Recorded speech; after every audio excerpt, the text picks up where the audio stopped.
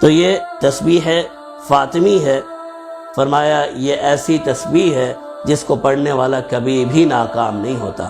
سیدنا فاطمہ الزہرا رضی اللہ تعالی عنہ پیارے محبوب صلی اللہ علیہ وسلم کی خدمت میں حاضر ہوئیں اور اپنے گھریلو مشکلات کا انہوں نے تذکرہ کیا، کہا کہ مجھے گھریلو کام کاج میں امور میں بہت تکلیف اور تھکاوٹ محسوس ہوتی ہے، مال غنیمت آیا ہوا ہے، کوئی ایک باندی مجھے بھی عنایت فرمائیں۔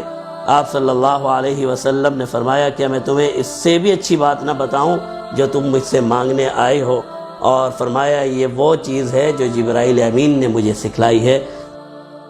33 مرتبہ سبحان اللہ کہنا، 33 مرتبہ الحمدللہ کہنا اور 34 مرتبہ اللہ اکبر کہنا۔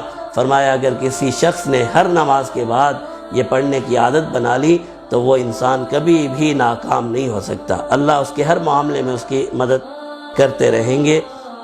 اس کا ایک اور طریقہ بھی جناب نبی کریم صلی اللہ علیہ وسلم نے بیان فرمایا ہے اسے پڑھنے کا۔ جب آپ سونے کا ارادہ کر کے اپنے بستر پر آئے تو آپ یسبح 33 سبحان اللہ 33 مرتبہ کہہ لیں، ویحمد 33 الحمدللہ 33 مرتبہ کہہ لیں، ویکبر 34 اور اللہ اکبر 34 مرتبہ کہہ دیں۔ فَتِلْكَ مِئَةٌ بِاللِّسَانِ فرمایا زبان سے تو تم نے 100 مرتبہ یہ کہا، وَأَلْفٌ فِي الْمِيزَانِ لیکن آپ کے نامہ اعمال میں 1000 لکھا گیا۔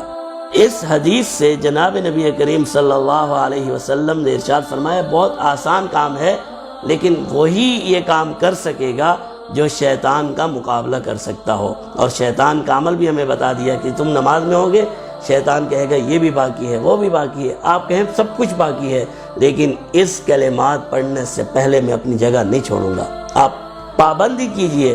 اسی طرح سوتے وقت جب ہم بہت سے کام کر رہے ہوتے ہیں تو سونے سے پہلے یہ عادت ہم اپنا لیں تو بہت آسان ہے یہ اس عادت کو اپنانا اور ان کلمات کو اپنانا، اور اس کے ذریعے سے پھر اللہ رب العزت ہمیں دنیا اور آخرت کی کامیابیاں عطا فرمائیں گے۔